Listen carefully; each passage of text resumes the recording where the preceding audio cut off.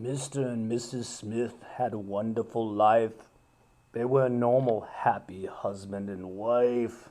One day they got news that made Mr. Smith glad.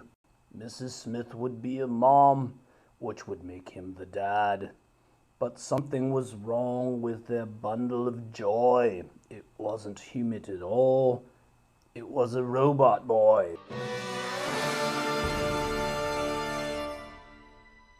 He wasn't warm and cuddly. And he didn't have skin.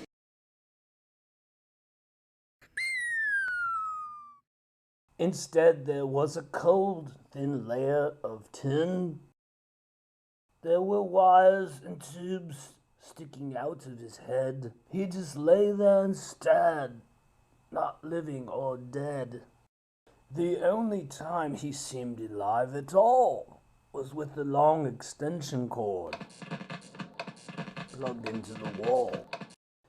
Mr. Smith yelled at the doctor, "What have you done to my boy? He's not flesh and blood. He's aluminum alloy." The doctor said gently, "What I'm going to say will sound pretty wild, but you're not the father of this strange-looking child. You see, there still is some question about the child's gender, but we think that its father is a microwave blender." The Smiths' lives were now filled with misery and strife.